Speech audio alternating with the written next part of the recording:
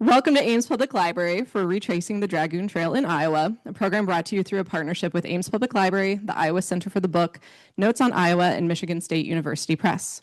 I'm Megan. I'm the Adult Services Manager here at the library. The library's mission is to connect you to the world of ideas, which we do through diverse and inclusive resources and programs like today's event. Ames Public Library is honored to represent the Library of Congress by serving as the Iowa Center for the Book.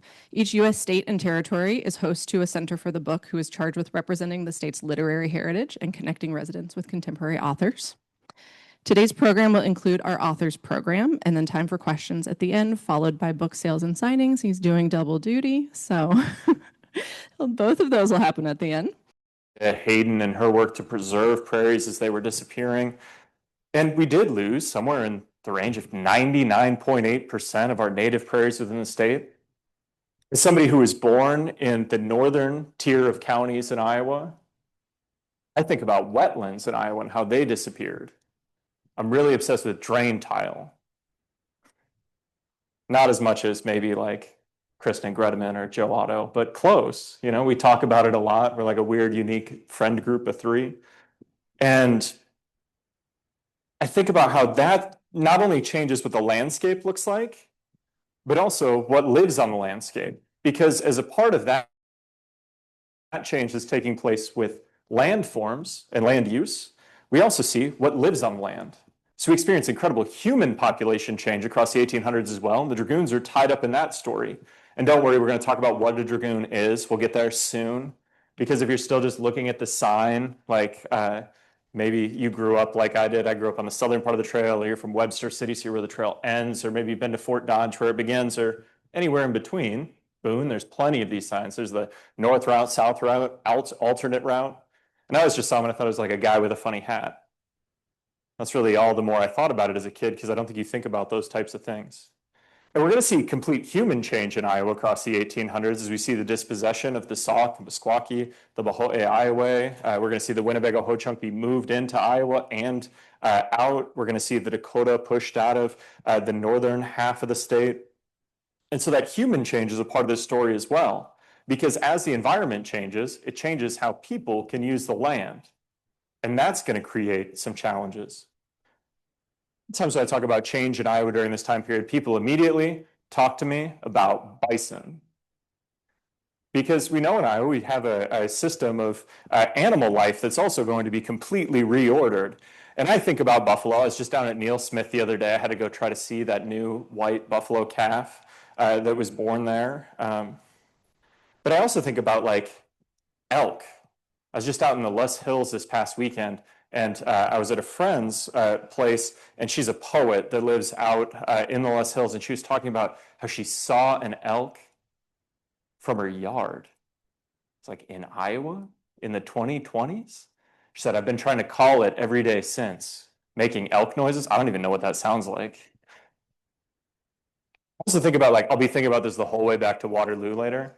I'll be thinking about white-tailed deer and how we wiped that population out from within the state by the time we got to the 1870s, 1880s, and then brought it back starting in the early 1900s, and it repopulated really quickly, partially because two guys lost their fences, one in Avoca, one over in Washington County. They were farming deer and they got out. And then at the state game farm, which used to be in Boone, just right up the road near Ledges, once the deer started repopulating, they decided they were going to let deer out to repopulate the Des Moines River Valley. And as we see those species changing, it's not just the big mammals we're talking about. We're also talking about bird life changing, which continues to change. We're a little far upriver. Have you guys ever heard of Gladys Bowery Black? I met Gladys when I was in the third grade. She's Iowa's bird lady. There's a book called Iowa Bird Life that she wrote, and she rehabbed birds. She collaborated a lot with folks here at Iowa State. She would she was kind of, I always think about her, and maybe this is unfair, but I think about her as like Rachel Carson before Rachel Carson, where she was climbing up the Red Rock Bluffs, out where Lake Red Rock is now, to failed birds' nests, to recover eggs, to send them up here to get tested, to see if they had been kind of destroyed by DDT. She also just rehabbed birds in her living room, which was crazy. And that brings me to when I met her in third grade. We were out there for a field trip, and actually what I remember about it was she kept chain smoking cigarettes and putting them out and putting them in her pocket, which as a third grader, I was like, whoa. She also had a hawk with her that just was like on her arm. And like, and then as I grew up and I all of a sudden put those puzzle pieces together and clicked them into place, I'm like, oh, wait, that lady is this person who wrote this column for the Knoxville paper and the Pella paper and then eventually the Des Moines Register and just cataloged all of this knowledge. Crazy. And so we have some different changes that are going to show up in this book. But first, maybe we got to meet some of these dragoons first and maybe understand what they are. So there's three main dragoons I want us to meet tonight. We could meet more if we wanted to, but for the sake of brevity, we're going to start with Stephen Watts Kearney. We could talk about Kearney. If you want to ask that question, we could do it at the end. But Stephen Watts Kearney, I think about as being a key figure in the American military during the early 1800s, especially as the young nation is expanding west of the Mississippi River. So he has a key role in Iowa even before this 1835 Dragoon Expedition that's going to be our focus tonight. So he is going to first be posted on the western edge of Iowa during the 18 teens. He's helping on some of the earliest Missouri River expeditions. He's going to be there again in 1820, which is going to bring him to Council Bluff in Nebraska, not where Megan's from, on the Iowa side of the river. And he's going to get his first assignment to cross Iowa. In 1820, Stephen Watts Kearney and a group of less than 20 folks are going to go from this Council Bluff Fort, Nebraska, all the way up to what's called Camp Coldwater, which is the forerunner to Fort Snelling. Now, a lot of you have been to Fort Snelling, whether you realize it or not. I was just coming back from Montana a couple weeks ago, and our plane banked really hard coming into Minneapolis. And there it was, lying along the Mississippi River. And his purpose of that mission in 1820 was to find a military road across Iowa. Never got built. Kearney, you spend enough time with like dead folks, like Stephen Watts Kearney. Like I've been chasing him all over the country the last few years and working on this project, another chapter that just came out in a book about the Missouri River from the Center for Western Studies at Augustana, where I wrote about his mapping on the Missouri. But Stephen Watts Kearney, he just seems like he wouldn't be a great hang. He just seems very sour a lot of the time, but maybe that's part of being in charge, being a leader that's got to make the tough decisions. So like in 1820, he takes this group and they go across western Iowa, and he immediately reports back, we can't build a road there. It's too wet. It's a huge swamp, especially the northern half of what eventually becomes Iowa. He's like, we could barely pick our way through there. And the mosquitoes, he's like, we had to cover our horses in wet cloth so they wouldn't get their blood sucked dry, which is almost unfathomable. You think about all that water sitting around. He's also going to make some observations on that are one of the things that maybe led me towards the Dragoons to begin with. Like he cites the largest herd of bison ever seen in Iowa. It's a 5,000 estimated buffalo. Either if I'm out in Palo Alto County, I say it's by Lost Island Lake. If I'm up in Worth County, I say it's by Northwood because nobody really knows. I've tried to triangulate. I do kind of go Palo Alto County, but I'll let our Worth County folks still have it a little bit. Kearney is going to be arriving back in Iowa at the end of 1835 and posted to a new fort called Des Moines.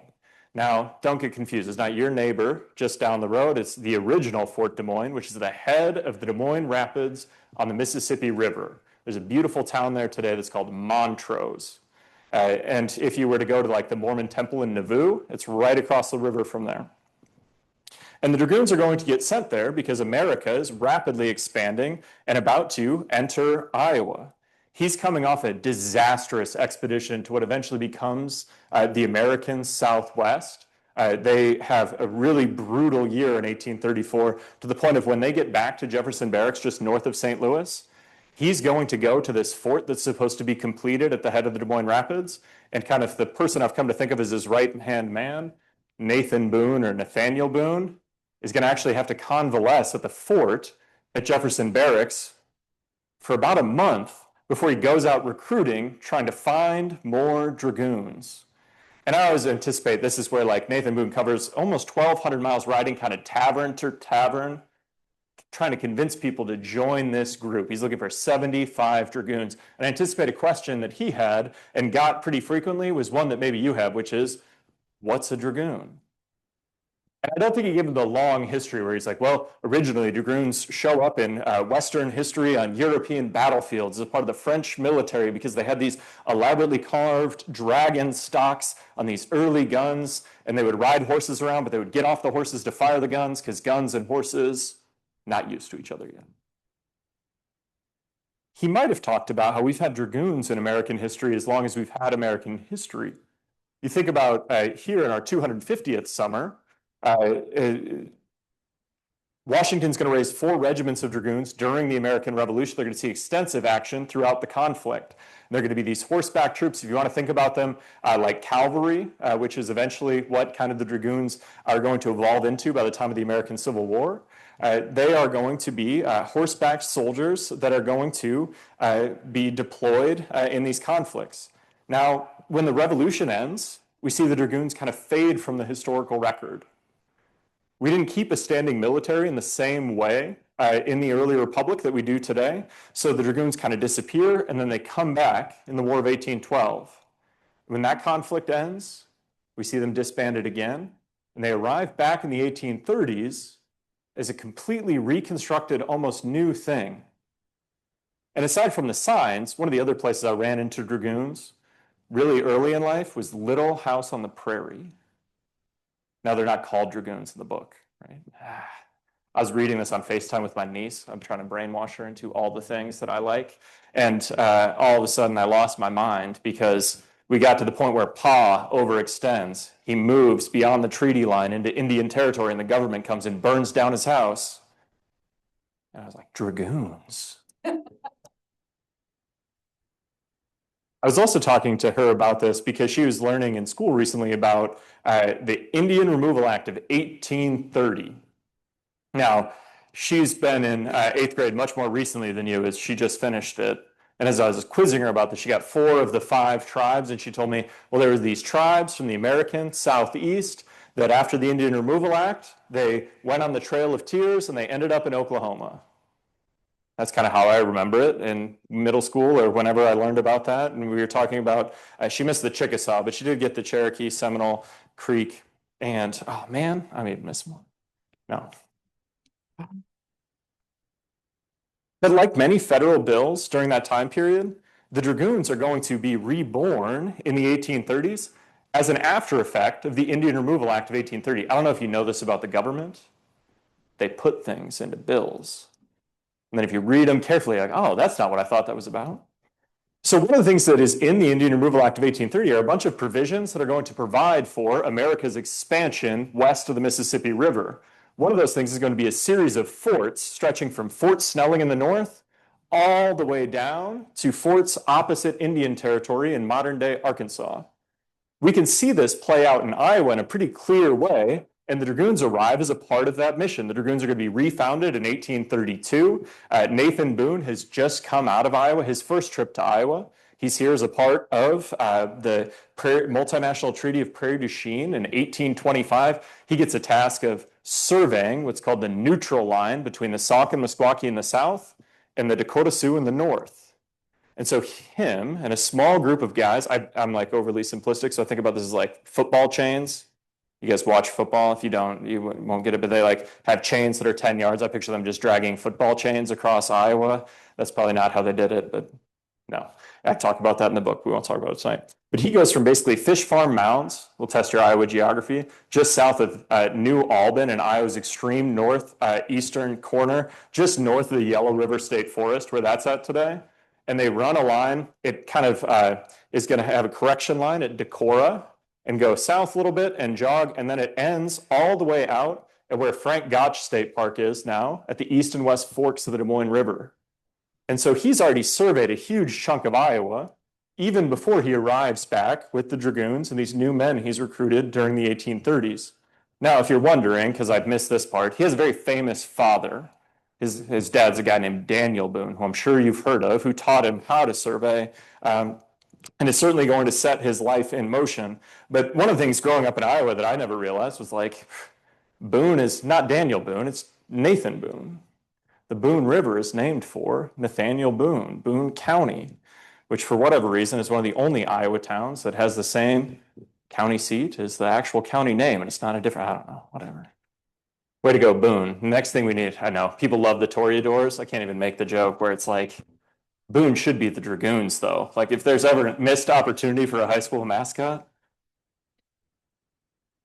All right, so we got one more guy, Albert Miller Lee. You've probably heard of him too, because if you've driven Interstate 35 north of the Twin Cities, you cross Albert Lee Lake. This is one of my favorite stories in researching this book. So everybody in Albert Lee, I went to their historical site. I like to go. I'm a real grassroots big tent history person. So I'm there talking to the folks at the local history museum. I'm like, why is it called Albert Lee Lake? And they tell me this story that Albert Lee, the Dragoons in 1835, eventually leave. They go on this huge mission and they tell me he got lost and he ran into this lake. So they named it for him. I was like, that's a great joke. So I went looking for the story, right? Because this is kind of what historians do, right? So I started with their archives. I couldn't find anything that would corroborate that. I went to the State Historical Society in Des Moines. I went in Iowa City. I went down to Missouri, where a lot of the records are for the Dragoons. I went to DC to the National Archives to try to pull those things out of Records Group 95 to see if there's anything there that says Albert Lee got lost and they named this lake after him. And they didn't. I have not been able to corroborate the story, but sometimes where there's smoke, there's fire. And it's a fun, even when you don't find the answers you're looking for, history is still pretty fun. Lee, though, is going to write a book. That's the book that my friend handed me on that night during the Iowa State Fair. And I just remember it was the state fair because we were there. We'd been at the fair all day. I don't know if you've ever been to the Iowa State Fair. We were hot. We were dehydrated. We were drinking a lot of Busch Light. And we're in the garage all of a sudden talking about dragoons. And I don't know who said it first, but one of us went, we should do it. We should go follow the route of the dragoons. We should see how what they saw stacks up with what we might see now. And we got really fired up about it. If you guys can't tell, I get really fired up about stuff. I was speaking in Pella last week where many of my former teachers were there. And they were like, yeah, you had a lot of energy as a kid. It's like, I'm sorry. The next morning, he had sobered up, though. He went, I'm not doing that. It's one of these things that stuck in the back of my mind. And I want you to think about that as well. Like, what are the things around the edges that you would do if you would just decide you were going to do them? Or like that you joke about that you wish you could do? Because I think we all have those things. And this book is the result of one of those things for me, because where that became a joke, then I was down here at Iowa State, I was teaching up at Waldorf College, I was driving to Ames 3 days a week after teaching at 7:30 and 8:30 in the morning. I was coming here, I was taking that rickety elevator to the top of Ross Hall. I was learning all sorts of great stuff. And then I finished, you know, they gave me the fancy dress and the poofy hat, and they told me, like, you've done the thing. And everybody started asking me, what are you going to do next? And I started to say, well, I'm going to chase the dragoons across Iowa because it seemed like a good joke. And then I made the joke to the wrong person, actually a wrong group of people like this on a Zoom. Somebody asked me what I was going to do next. I was giving a presentation for the State Historical Society of Iowa's History 101 series. And I got to the end and somebody goes, what are you going to do now? And I said, I'm going to chase the dragoons across Iowa. I didn't think about it because I've been making that joke a lot. And then 30 minutes later, my phone rang, and it was this guy named Rick Brewer, and he was a producer at Iowa Public Radio. And he said, hey, you want to come on and talk to Charity about your plan to walk across Iowa? What I'll never forget is I went home that night. We're doing the dishes. I got to tell my wife, hey, this weird thing happened to me today. And you can come too. But before we can chase the dragoons, maybe we got to understand why I would even want to do that. So the dragoons in 1835 have found themselves in Iowa. And it's really hard on days like today, but think about winter. I hate winter. I'm very much a summer person. Maybe you're a winter person, which then I don't understand. But let's check in with Kearney and see what he thinks of Iowa in the winter. We already know Kearney doesn't like it, right? Kearney, growing increasingly frustrated, voiced his concerns. I should like to know, he wrote during the bitter cold months of the fort, if it's contemplated that we're to occupy this post after the ensuing winter, and I wish to know whether I'm authorized to keep settlers away from here, and how far I may proceed in doing so. So, what is required of this command while stationed here? He's got a lot of questions. The War Department's response finally arrived on March 9th, 1835, as spring started to spread over the Midwest. The Dragoons' time at Fort Des Moines wouldn't last. Enter the Sioux country in the spring and locate a site for building a permanent post, read the directive. When spring turned to early summer, an expedition would break the monotony of life at the fort. Kearny was tasked with leading 3 companies of dragoons up the Des Moines River to the Raccoon Fork, scouting the site for a new military post. From there, they'd press further upriver before cutting north and east, looping back west as far as terrain and supplies allowed, and eventually following the Des Moines River back to the ramshackle post tucked at the head of the rapids. Along the way, the Dragoons were to make their presence known among the indigenous peoples they encountered, a show of force meant to deter attacks on American settlers encroaching on lands they had no legal claim to occupy under existing treaties. The fort stirred to life with preparations. Soldiers stitched leather packs, hammered out new horseshoes, and took target practice, their rifles cracking through the still early spring air.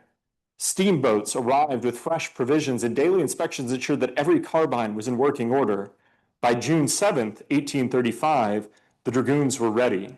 Horses were saddled, supplies were packed, and many of the men felt as restless as the river swollen with spring rains as they awaited their departure. Fort Des Moines had served its purpose. Now the time had arrived to leave the Mississippi River behind. And so there's a few things of kind of those directions they're getting that I want to highlight. First, they're supposed to enter what the government's calling the Sioux country. They're supposed to go up the Des Moines River, which when they eventually found Fort Dodge, William Williams is going to become the sutler. He's going to become the first mayor of Fort Dodge. He's Platt's the town originally. And he always refers to the Des Moines River north of Fort Dodge as River of the Sioux, because of the large numbers of Wapakute that are living on the upper reaches of the river. But they're extending this power that comes out of the Indian Removal Act of 1830 that I was talking about earlier. So I don't know about you, but like I won't live somewhere probably where I don't feel safe. And that's very true of people along this expanding American frontier. And so one of the things that they're doing is they're looking for the site of the next fort. So they're at Fort Des Moines on the Mississippi River. Where are they going to end up? Well, I mean, we can all guess, right? They eventually end up at the site of Des Moines. Now, Kearny hated the site of Des Moines. He thought it was full of mosquitoes, it was going to flood all the time. He wasn't wrong on either account. They also wanted to call it Fort Raccoon, which I think is wonderful. Like, could you imagine if our capital city was Fort Raccoon City? It'd be a whole different. I do think the Iowa Cubs, though, should be like the Fort Raccoon Raccoons, like just one day a year or something. You could have great merchandise. Anyway, Kearny kind of gets overruled. The reports to the War Department, Lee, Boone, as well as this other guy named Captain James Allen, who's eventually going to become the commandant of 2nd Fort Des Moines, are all going to say it's going to make a great site for a fort. As we're seeing these treaties play out at the same time, so we've gone through the multinational treaty of 1825 in Prairie du Chien, which is overseen by William Clark, who you've heard of. He was on a very famous boat trip up the Missouri River. It went so well that in 1830, they had to call all of the peoples of the upper Midwest back to Prairie du Chien and go like, all right, we're going to try again. Many of them did not come back, which leads to all sorts of unintended consequences. Things like what's commonly called the Black Hawk War of 1832. And as these successive treaties are happening, they're moving our indigenous folks further west, oftentimes to the northwest in Iowa. And so we're building forts and decommissioning them to keep moving that frontier line further west. So the Dragoons are looking for a place to build a new fort. They cover 1,100 miles. They're actually going to leave and they're going to follow the ridge between the Skunk River and the Des Moines River on their outward journey. So very conveniently, we've built Highway 163 right on top of it. So if you want to think about it as going from Fairfield to Ottumwa to Oskaloosa to Pella to Prairie City and then to Des Moines, you're pretty close. I did go see somebody's backyard where they told me the Dragoons went through the other day. It's like, your guess is as good as mine, man. From there, they went all the way up, and we're here in it. So they went to the Boone confluence with the Des Moines River. From there, they're going to strike northeast, and we know where they cross rivers. So they're going to this is where we'll test your Iowa geography skills again. They're going to cross the Iowa River at Belmont. They're going to cross the Winnebago River and the Cedar River watershed at what's called Portland, but you can think about it as southeastern Mason City, Iowa. They're going to clip what eventually becomes Osage. They're going to go all the way over to Winona, Minnesota. Minnesotans hate to hear this, but they're part of Iowa until 1845. Then they're going to come back. They separate a little bit. This is where it could give the Lee story legs, because they separate into the 3 different companies, kind of stretch out, and they cover as much ground as possible before they eventually catch the Des Moines River. They meet back up at what's now Kearney State Park, and then they're going to go all the way down the river. As they do this, they're going to record what they see. I got fascinated by this. Back to us, thinking about, not only do you know how your community's changed over the last 10 years, 20 years, 50 years, could you imagine predicting what your community is going to look like in 10 years or 50 years or 150 years? And one of the things that I found most interesting about the Dragoons was not only they're talking about what people live here, what the soil profiles look like, what kind of they were really interested in coal. Albert Lee writes about coal a lot because he believed that steamboats were going to open up on the Des Moines River, and that was going to allow Iowa, because of its rich soil, to become this great commodity producer. He was partially right. Didn't anticipate railroads in the ways they're eventually going to rely on the coal seams in southern Iowa. It's so interesting to me to think about not just what they observed and saw and create this record, but also kind of as I was walking up the river eventually, what they thought Iowa would become and what we could look at it comparative to that now. So when we think about this book, I got to give you some disclaimers because I do want you to buy it, but I want you to know what you're getting. So if you're looking for a play-by-play of the Dragoons Expedition of 1835, this ain't it. Now, there's a lot of Dragoon stuff in here. I've read some of it to you. They show up in every single chapter of this book, and they really guide how I ended up putting together this kind of broader history of Iowa from 1835 to 2021. Because when I decided I was going to start working on this book, I was trying to do things differently. I've always been kind of a backwards person. And actually, when I went to start this project, I had no intention of writing a book about this. Most people take their doctoral dissertation, turn it into a book. That's what you're supposed to do. But everybody knows I don't do things that way. Oh, eventually, that book's coming. But I wrote my doctoral dissertation about what Iowans call the Spirit Lake Massacre of 1857. I worked very closely with the Dakota people. And as white academic guy, I needed to spend a lot more time in those relationships before I was going to publish things at a book length about their past. So I'm working on a frontier history of Iowa. It's in its second draft, and it's with the tribes right now. I'm giving them some time to just absolutely tell me everywhere I'm wrong. They probably won't, but give them a chance. Anyway, I can tell stories a little bit differently. So I've been writing about that. I had written an article that won the Throne Aldrich Award for Iowa history for best academic article. And I went and I sent it out to my friend Gary Kills 100, who lives at Flandreau in South Dakota. He's a tribal historic preservation officer for the Santee Sioux, and many of the descendants of Inkpaduta live at Flandreau. And I went out there and I was like, Gary, what'd you think? And he goes, I really liked it. Nobody's going to read it. I said, what do you mean, Gary? He's like, well, it's not for us. And I started to think about that, where not everything has to be for everybody. But I knew that I had gained some really valuable skills when it came to research and historiography and close reading of sources and being able to analyze them efficiently. And I thought I needed to develop more skills to communicate differently. And so actually, when I decided to walk up the Des Moines River, my goal was to just start experimenting with some of that stuff. I tell my students all the time, you got to really suck at stuff for a long time before you even get okay at it. And if you don't believe me, go watch the videos I made for this walk up the river. If you start at number 1, it looks like I don't have eyebrows because it's so poorly lit. By the time I got to like 8 or 9, my mom, who's very sweet, she hit me with, your videos aren't as bad. I still make bad videos on the internet every day. Get a little better.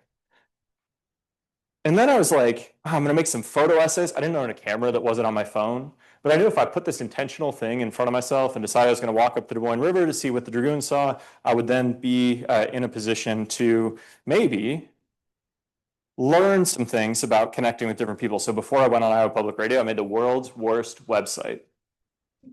I mean, if you don't believe me, it had the 1845 Barrows map of Iowa. There's the landing page. I just said, what is this? And it didn't actually answer the question. That was the whole website. I started posting some research on there and didn't really know what I was doing, but I was playing with it. I wasn't a big social media person. I started to experiment with some of that stuff. I started a platform that I called Notes on Iowa, which I didn't call it Chasing the Dragoons or something. That would have really put me in a corner. Instead, I've been able to do lots of different things with it. I decided I was going to go and I was going to follow the route. And so I wasn't going to cover 1,100 miles. I'll give you quick hitters of things to do with the walk, and then you can ask about them later, or you can go read about it on the website because it's, spoiler, also not showing up in here. And I'll tell you how it does show up in here in a minute. But let's see, it was 371 miles. It took me 21 days. I averaged about 15 to 18 miles a day. I did have a support vehicle the whole time. I wasn't like through hiking this. My wife came for the first part, I think largely just to tell me I told you so when I decided not to continue with it. My brother came for the middle part. My mom came for a part. My dad came for the end. I ended at Lakeside Lab, even though the Dragoons never went there, because I thought if I showed up to a talk like this and I could go, hey, I walked here from the Mississippi River, it'd be a wild open. And it was. And so like as I went and finished the walking part of this, I thought it was like done. I was like, I've done the hard part. And if you've ever tried to write stuff, you know that I was very naive. So like this book, which isn't the world's biggest book, it went to press at 75,000 words. At one point in draft 4 of this book, it was 225,000 words. That's a lot. That'd be a multi-volume set, and I don't think anybody needs that. So like one of the things that I cut out in that process was cut out all the stuff that, I don't know, if you're looking for like Cheryl Strand's Wild, but set in Iowa, this ain't it. You will be as disappointed as the lady on Goodreads the other day who was like, well, I thought it was going to be this. And I was like, well, sorry, I do have that stuff. I'll send it. I didn't actually comment on it. I thought that'd be weird, but I was like, I could send it to you. It's not very good. That's why they probably had me cut it out after peer review. But I kind of write like I talk to. I like I got to sit down at the workbench of words every day and just hammer out 1,000. And I've gotten to the point where if I don't do, well, I don't know what it'd be like. I've done that every day for like 5.5 years at this point, where it's like I think I would just unravel. I don't know. But like some of this stuff is really complex. Like I spent 6 months trying to learn about corn genetics and how hybrid corn got started with Henry Wallace in Iowa. And I wrote like 30 something pages about it. And it's like 3 sentences in this book. Because it turns out you're probably not as, you might be really, you're either really interested in that, it's like drain tile, or you're not interested in it at all. And so as I was putting this book together in its final form, what I tried to do, the walk shows up here, it shows up in the prologue, and it shows up in the epilogue, inviting you to go on your own journey into Iowa history, because I think that's actually what I want you to get out of this. And so the walk also shows up in the structure. There's 21 chapters in this book because it took me 21 days to walk up the river. So like in this neck of the woods, Big Creek State Park to Ledges State Park, that is a haul. And that's one of the chapters. And in that, we were talking about this earlier. I talk about the rise of Saylorville and the fall of Lower Ledges and how people in this community and in Boone and Madrid fought like hell to protect one of Iowa's kind of most sacred spaces. And so like, how did the Dragoons figure into that? All right. It's easier for me to show you than tell you. I'm not gonna do so. If you want to learn about your own community, you can read about it in here or ask somebody. I want to go to Boneyard Hollow. You guys been there? That's not too far from here. If you haven't been, you should go tomorrow. Might rain, then go the next day. So like in each of these chapters are 10 pages long, broken into 5 2-page sections. Is that pretty fair, Edie? Yeah, I was pretty meticulous. So there's 2 11-page chapters, but like I went to community college, so like I try to keep it real simple. Also, one of my other strategies when I was cutting it from 225,000 words to 75,000 words was I want on every single page there to be something you go, huh. I don't know if it worked. You can tell me later. So in each of these chapters, I'm trying to pull a strand from at least the Dragoons all the way forward to 2021 to tell small histories of Iowa in a hyper-connected way, which took 6 drafts, and I still don't know that I did it.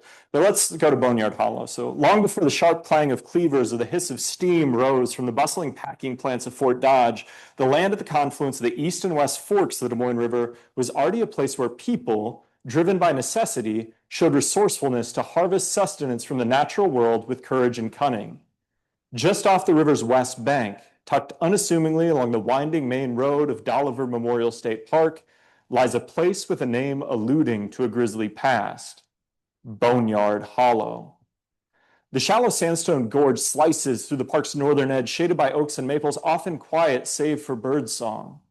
An ancient buffalo jump, Boneyard Hollow remains one of Iowa's rare surviving testaments to a way of life long predating plows, drain tiles, or packing lines. In the narrow gorge, archaeology and oral tradition converge to tell a breathtaking and brutal story. Before the introduction of guns and horses, Iowa's earliest inhabitants hunted the immense, thunderous bison roaming the grasslands. Shaggy mountains on the move and faster than a man, bison could kill with a horn or hoof. Still, human hunger demanded hunting. Terrifying task, early buffalo hunting required planning, precision, and bravery. To compensate for a colossal deficit in speed and strength, Iowa's indigenous inhabitants relied on ingenuity to bend the land into a lethal weapon. Using cliff-faced terrain, like at Boneyard Hollow, hunters created a place where earth, instinct, and ritual all aligned. According to indigenous oral traditions, the operation started with young men clad in bison calfskins, crying out in high plaintive tones to trick the herd by drawing the mothers in. At the same time, others disguised as wolves, the ancestral enemy of the bison, approached the herd from behind, barking and snapping. Between them, the bison began to move. If all went well, the earth shook. Panicked and protective, the herd thundered toward the edge of the cliff and over the precipice.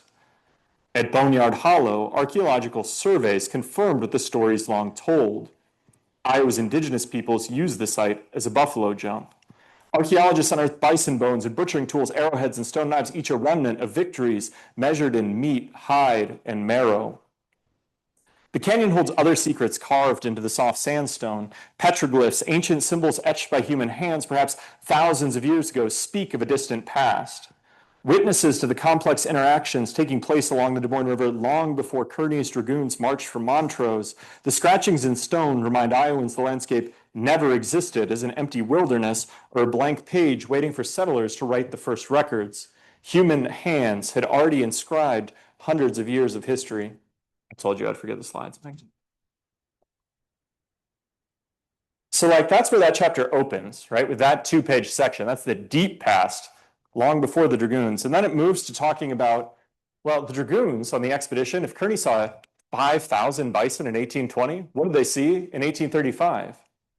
They only saw bison on a little handful of days. It's one of my favorite observations of Lee because he doesn't mean to make it in the way that he makes it. You ever say stuff you don't mean? Or like if you listen to it in context back, you'd be like, oh, there's a deeper meaning there. Albert Lee writes about how the Dragoons were so excited anytime they'd see buffalo because they all wanted to get on their horse. There'd be this big clamor in camp to get out and try to kill one because they all wanted to be able to tell people when the bison were gone that they had killed a buffalo. And so in that chapter, we go from ancient buffalo jump through Albert Lee's kind of observations about dragoons to the gravity meatpacking era of Iowa's meatpacking industry, because Fort Dodge becomes a major meatpacking town. What I mean by gravity era is you picture like in any mid-sized Iowa river slum, the 3-story brick buildings like the Rath packing plant right by my house where they moved carcasses with gravity along the line to make butchering easier before machines reinvented that process. And it pulls it all the way forward through what we'd call the horizontaling or flattening of the meatpacking industry with the rise of Iowa beef processors after the 1980s into the 1990s. The second IBP is going to start in Denison, but their second plant is in Fort Dodge, just up the road from Boneyard Hollow. And so I'm trying to pull that thread of Iowa's past in that chapter all the way from the ancient past of a buffalo jump site through the closing of the IBP plant in Fort Dodge, 2010s. Now, how well I did that, who knows? I've been joking, Pam, that you're going to call this book a mile wide and an inch deep, and you'll be right. But part of that's you can see it in other places too. So I mentioned Lee was obsessed with coal. So I'll give you one other one. So you think about coal during that time period. Iowa is a place without a lot of trees, even at its best day, and a lot of them are falling rapidly as people are starting to build cabins and fences and eventually railroad ties. And the Southern Iowa Drift Plain is going to populate because of coal. And so there's a chapter in this book about Ottumwa that starts with Albert Lee talking about all these coal deposits along the Des Moines River, and then how that drives settlement into Iowa. The slides we missed. Iowa's population quadruples between the first territorial census in 1838 and when we get to statehood just a handful of years later. It's going to continue to just climb and climb to the point where we get to 1900 and Iowa's already up over 2.2 million people surveyed in the census from 25,000 people in that first territorial record. Now, that doesn't account for indigenous inhabitants or other folks not counted. But coal is going to drive the settlement so much so that in Ottumwa, they eventually decided, we got to do something to celebrate this. Now, I don't know if you guys have been to Mitchell, South Dakota. We lost it. Well, if you go, you can find it. There's a place there. It's called the Corn Palace. I went there to play basketball once, of all things, which makes no logical sense. That's how I first met the Corn Palace. But anyway, that's originally an Iowa idea during this great palace building boom of the late 1800s. Everybody was trying to sell their town and celebrate the thing that made them unique. In Sioux City, they're going to build the first 3 corn palaces. And in Creston, they're going to build the Bluegrass Palace, which whenever I zoom in on it, it's a really impressive structure, but it just looks like a lot of bales of hay kind of stacked into a building. Or in Forest City, where I used to live, they built the Flax Palace. And in Ottumwa, they built a 264 tall Byzantine castle out of coal and called it the Coal Palace. The Iowa State University Band came and played. It wasn't called the Iowa State University Band then, but the President of the United States came, he walked under the arch, the band played, everybody had a great time. And then a year later, they shut it down, dismantled it, and disappeared forever. But that's how important coal is to Ottumwa. It's also driving settlement of the Southern Iowa Drift Plain in ways that are incredible. And you could look at communities like Muchakinock or Buxton that are going to be consolidated coal company towns that are going to recruit predominantly Black laborers out of the deep American South during the Jim Crow era and offer them a new life here in Iowa and form these communities that boom and bust on the Southern Iowa Drift Plain. Like Buxton, I mean, we're in Ames, so the good God Dorothy Schweeder wrote about Buxton. So did Rochelle Case. So did many other folks. But I think about Buxton as this place that Rochelle calls this Black utopia, where it's not just Black coal workers, but it's also Black doctors, Black lawyers, a Black baseball team called the Buxton Wonders that beats the Chicago Union Giants, who also almost beat the Chicago Cubs in that year, which is a whole nother story for another time, but maybe the greatest upset in Iowa sports history. It's shutting me down. That's all right. We don't need it for the end. And as Buxton disappears, that's a story worth telling too, because when the coal runs out, so does time on that community. And as I was walking up the river in 2021, they announced, as in the Ottumwa Courier, they're going to close the coal-fired power generating station that looms over the western edge of Ottumwa. And that's one of the reasons why I started to think about this book in this way, writing these chapters that go from Albert Lee talking about coal to them deciding to close down the power plant. Now, I don't know. I think about like when this book came out a couple months ago, some of my students picked it up. We were talking earlier about how I don't teach Iowa history. You and I, my friend Dr. Rumsey does. And I had gone to talk to his class, and one of the kids got the book, and he comes into my office. He's fired up, and I thought he just wanted to show me. He's like, "Check it out. I got your book." I was like, "All right." Yeah. And he goes, "This is a gateway drug to Iowa history." I was like, "Hey, can we print that on the back?" Like, he goes, "There's just so many other books I got to read now."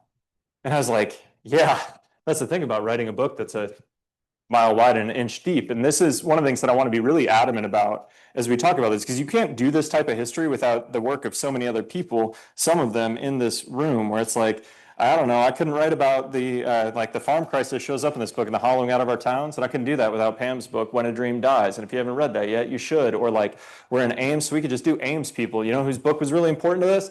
James Dinsmore and his A Country So Full of Game, which is a book that made me interested in Iowa's environmental past, period. Or I mentioned any of Dorothy's books, or Jeff Bremer's A New History of Iowa, or Deb Fink's Cutting into the Meatpacking Line. And you could go through, I mean, like, if you want to think about it, like, this book isn't even that long, because, like, there's 1,200 endnotes in this book, right?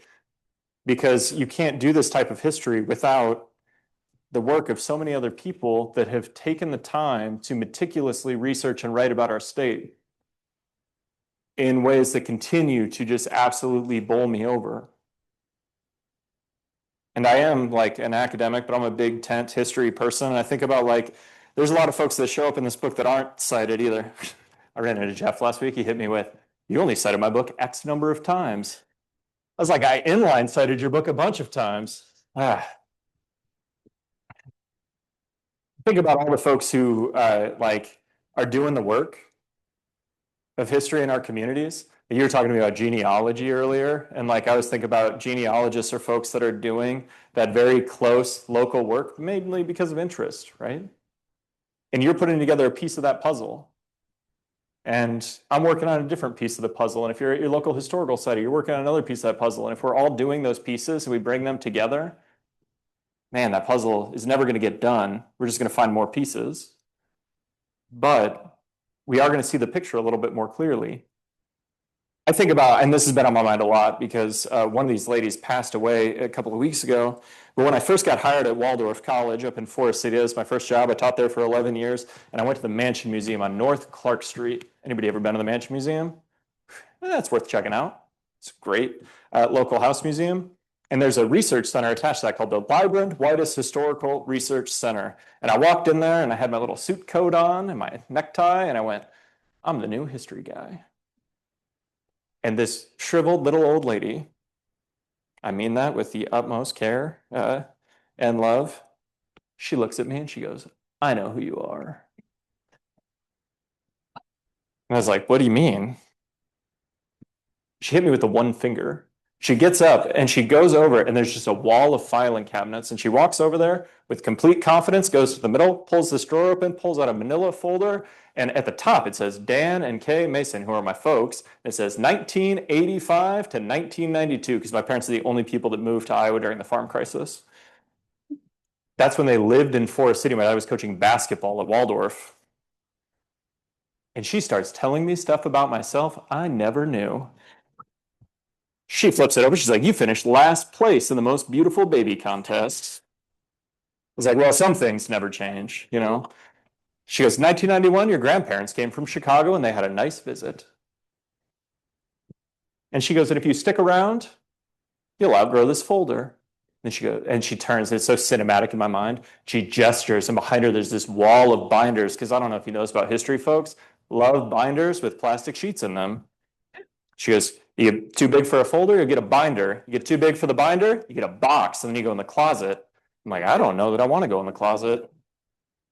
We eventually, one of the things I'm most proud of that I've ever been a part of in my life is we built them a fireproof vault for the boxes and all the town's newspapers. And now that work that those ladies did will be there.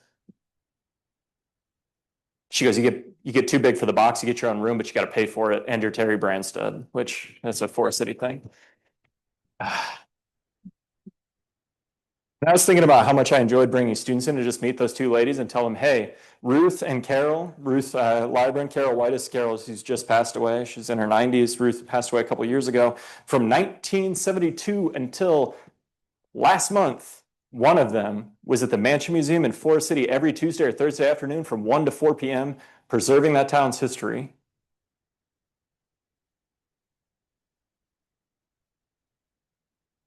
That's so crazy. Takes so much love.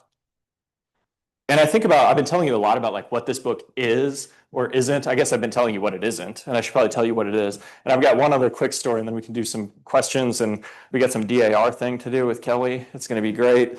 So I was working on this book, and I was looking for more information on drain tile. I'd already talked to Joe Otto about it. My friend Joe, he's the Jasper County recorder. If you live in Jasper County, which you probably don't, he's up for re-election. Vote for him. He might be on the Zoom. Joe wrote the best named doctoral dissertation of all time. It's called Plumbing the Prairies. It's about drain tile. He wrote it at the University of Oklahoma. But anyway, I picked his brain, and I really like to get out because I know that there are these people in communities that are doing this work in the same way that like when I wanted to understand hog farming better, I went to a hog farm because I was really confused about how I walked across Iowa 370 miles and I never saw a pig once, despite we have 25 million of them that live in the state. Now, I'm not that much of a city kid. I understand how it works, but I want to go see. And so I went to Mason City where they had this drain tile factory. They at one time led the Midwest in all freight tonnage during the year 1910 because they were shipping so much drain tile as we were draining out the northern two tiers of counties in Iowa in particular. Like I always think about, if you don't understand this, think about why Iowa only has 99 counties. You know, Kossuth County is extra tall in that top two tiers because that northern half of that was too wet. They tried to make it Bancroft County. They tried to make it Crocker County. They failed 3 different times because you couldn't farm there, allegedly. Now, I used to play slow pitch softball in Algona. 7 of the guys on my team farmed the northern half of Kossuth County because drain tile. They're all WCLT Tigers. But anyway, so I go to Mason City because I'm going to go to their museum, and I figure they got to have some drain tile stuff. And so I go in and I talk to the person working the front desk, and I'm like, hey, you got any drain tile stuff? She's like, yeah, we got some classes. We've got some stuff in this glass case over here. We've got some binders full of plastic sheets. She said, but what you really need is mark. And I'm stupid. I was like, what's a mark? She goes, who's Mark? I'll go get him. She disappears. And like, if you've never been to the Kinney Pioneer Museum in Mason City, it's big. And my niece, one time when I took her there, she said, they should have a haunted house here. She said it very loud too in front of the person giving us the tour. She's like 6. But all of a sudden I'm just standing there and the silence is broken because this guy comes in like he's like making a professional wrestling entrance, and he's got like the frame of a high school wrestler to match it and the energy. And he's covered in cement. Because people at local historical societies, you know, they're doing all the stuff. And he was that day, he's laying a sidewalk. And he comes in, he goes, heard you want to talk about drain tile. I've got a huge collection in my garage at home. I texted my wife and I was like, I'm going to die today. I did go to his garage, but later. But first he takes me over to these cases and he's explaining to me how these are the best from his drain tile collection. And that's why I brought him in. His family worked in the drain tile plants for 4 generations in Mason City. He's got all these binders about process, and here's the ones about advertising, and here's the ones about the Greek community that developed in Lehigh Row that were recruited to work in there. And then all of a sudden he just stopped cold. And he looked me in the face. He said something that I'll remember every day of my natural born life. And he just goes, I'm so happy to have somebody to share this magic with. And history is a really lonely thing. Whether you do it as a genealogist and you're working on family history and communing with your long dead ancestors, or you're working at your local historical society every Tuesday and Thursday, or you're laying a sidewalk outside and hoping somebody will come in and ask you about drain tile, or you're like one of us and you're in the archives hoping you run into Jeff Bremer to ask him questions about what he's looking at that day. Like, history is only real when it's shared. And I thought about that so much coming out of that. And that's one of the things that influenced what this became. And what this book really is, if I'm honest about it, is my best attempt to share that magic with you. Thanks for supporting local history.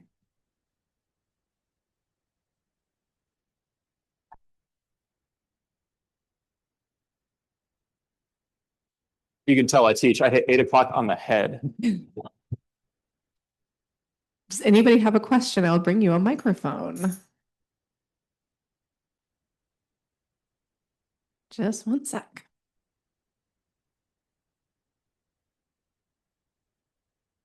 Okay, so I saw you in Boone. Hey, Bought the book. yeah.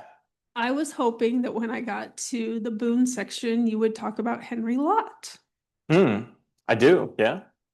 Have you got there yet? No. Oh, it's in the book. Okay. Right. So one of the questions, so like I can explain to you how she asked about Henry Lott. So there's, I don't know how familiar you are with this story. Obviously, I'm somebody who works very closely on the violence at Spirit Lake in March of 1857, and many people in Iowa will talk about Henry Lott as the starting point of that violence, which is something that if you read this book, you'll come away going like, man, that guy does not agree with that. Now, I think that plays a part in it because I think in any time you're going to become completely disenfranchised to the point of incredible violent resistance, it's a gradual process. So that story will come a little bit further upriver, but it's there. A lot of the Dakota stuff, it shows up north of Fort Dodge because that's where it reaches that kind of violent climax, right? So we have the moment in Esterville of the Northern Border Brigade, which is the other alternative, right? The Dakota who are going to largely accept the treaties and are going to move on to the Minnesota River reservations. They explode into a different episode of violence in 1862 in what people call the U.S. Dakota War. You maybe learned about it in school as the Great Sioux Uprising. Leads to the largest mass hanging in American history at Mankato. And the Spirit Lake story, I certainly have the Henry Lott stuff in there because I think that that's a chapter. I think in the way that, if you want to think about it this way, I think about it's a long staircase from the Dakota living in Iowa for hundreds, if not thousands of years, to the violence that explodes at Spirit Lake in March of 1857. Henry Lott is a step on that staircase. He's not the elevator. And I think sometimes we've kind of presented it that way, where yeah, I'll be interested. Shoot me an email when you read it. I want to know what you think about it. I was going to say, like, you looked super familiar. And I was like, I must have just saw you somewhere. So I've just been doing this. If you're not aware, this is like the 20th of these I've done since April. So I'm kind of just like out doing it, which is fun. Because if you're going to do local history, you got to bring it to the people. I don't know. Other questions? How could we buy your book other than today or tonight? Wherever books are available, you know, if you want to, you could pick it up on Amazon. It'll be a little bit different. I learned something about Amazon. They print their own books now. So like if you want, you could get two, right? You could buy one here, you could buy one there. They'll be slightly different. No, same stuff, different covers kind of. Like they're different materials. I don't know. It was the weirdest thing because all of a sudden people have been handing me these to sign. And all of a sudden I got one. I was like, where did this come from? The person like Amazon. You could also get it at Barnes and Nobles or wherever books are sold. I know that they had it here at the bookstore, which is dog-eared books because we're in Ames. They're out right now. It's on back order, which is a problem people have been having places, but I like that problem. I'll take it, you know.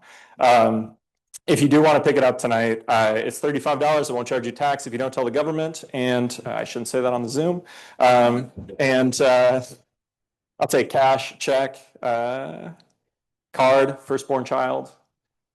No, but you can find it. And if you also just want to because I run this project, the Notes on Iowa that grew out of this walk. I decided I really like telling stories in different ways. And I had left myself enough room to create this other thing. So like I went and I made a series about Iowa state parks, and I went and filmed 115 different pieces of public land and made 5 to 7 minute mini documentaries so I could get better at like filming, researching, scripting, and editing documentaries. So if you want to learn about anything from ledges to Wabansie or anywhere in between, you could go do that there. I also run the Iowa Time Machine on there, where every day I wake up and I do my writing warm-up, where I write 4 paragraphs about something that happened on that day in Iowa history. Like on this date, man, I'll get the year wrong. Jesse James robbed the Akabach Brothers Bank in Corydon. And so I do some of that stuff there. Shoot me an email. Find me. I'm easy to find. Or if the book's around too, for the most part. Appreciate folks hopefully picking it up. Or maybe it's at the Ames Public Library. I don't know. It is. There are 2 copies in our collection, Really? and there's a wait list of, I think there were 8 people waiting last I looked. I like that scarcity. I'll take it.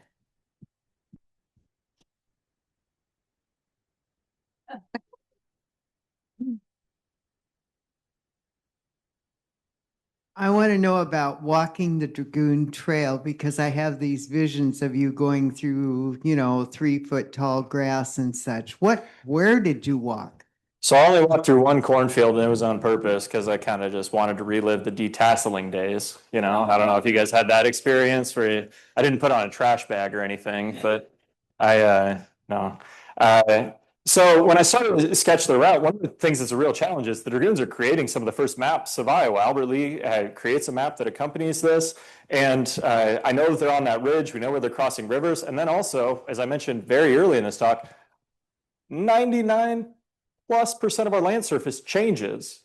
I didn't even mention how our hydrology changed. You think about like Iowa has 4,000 miles of altered creeks, streams, and rivers, including many of them on the Des Moines. Like if you grew up around Saylorville, or you grew up down like I did in Marion County, there's entire towns swallowed under those big lakes. So I started to sketch this out during the winter of 2021 before I was getting ready to do this. And ultimately, the decision I made was I was going to stay as close to the Des Moines River as possible on gravel as much of the time as possible because they came all the way back down the Des Moines, best I can tell. And so that was enough for me to be able to stack up their kind of observations against it. I was also like very leery of trespassing. That seemed like a huge thing. And my goal wasn't to I wasn't going to get a horse and try to recreate this in a hat. Like that was the question I got in Fort Dodge. Like, well, why didn't you just dress up like a dragoon? And it's like, if you're into that, I get it, but like that's not me. And what I really want to do is take this source space and see what it looked like stacked up against the Iowa of today. So I maybe took some liberties with it. Once you get into the auto driving route part, which is only a piece of the route, right? It runs from Fort Dodge down to Lake Red Rock and then turns around and goes back up to Webster City. That's just a small portion of the actual route that they're going to cover during that summer. And it comes about during the tin can tourist era of Iowa when we're creating all these auto routes because everybody was getting cars. And auto tourism is becoming quite this thing. And the Iowa Highway Commission is trying to send out pamphlets that are going to encourage people to go out and see the state. We're always trying to capture those tourism dollars. It goes all the way back almost to the Dragoons. And that's how we're going to start to get these, but they're not actually these signs until much later. Maybe some of you remember when they rolled out these signs. There are at least 3 other variants on the sign from earlier eras, but I kind of digress. So I tried to follow it. I just tried to follow the river, knowing that they had chased it all the way back, and then I tried to find different points of interest. And one of the things that really blew my mind, because I don't ever really expect people to be I don't expect people to come to these talks. As this project started, all of a sudden people started clicking into the project, especially through the different social media platforms. And then it'd be like, hey, you got to go see Dragoon Field at Camp Matigwa, or you got to go see this place, or this is the Dragoon Trail ran through my yard, and will you come see it? And I'm like, sure. And once again, I'm like, I'm probably going to get murdered today. And so I don't know, that was one of the reasons why I liked having a sport vehicle, some of that stuff. Route stuff. I don't know, I gave it my shot. I also enjoyed kind of just seeing Iowa in a little bit different way, where it's like I could have driven it too. That's the other thing, right? But humans were built to see things at a walking pace, and you should see the world around you at that pace, as long as you're able. Did you see Veger Cemetery? Oh, yeah.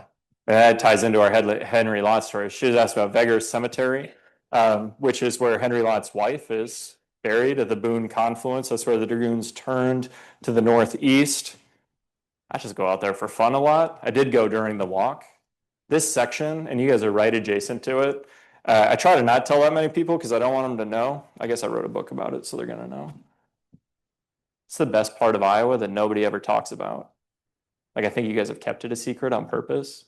Like, if you go that middle section of the Des Moines River, north of Saylorville, all the way up to Fort Dodge, I don't know that there's a part of the world I like more than that.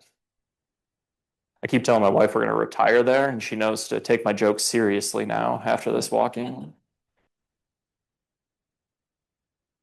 Otherwise, we can, if you got more questions, I'm happy to talk. I'm going to be both, like, as she mentioned, I'm going to be selling books and signing them, and then I can also answer questions. But if you like don't want to wait around for that, like my card's up there, you could shoot me an email. If you try to message me through the Facebook, I might not get it.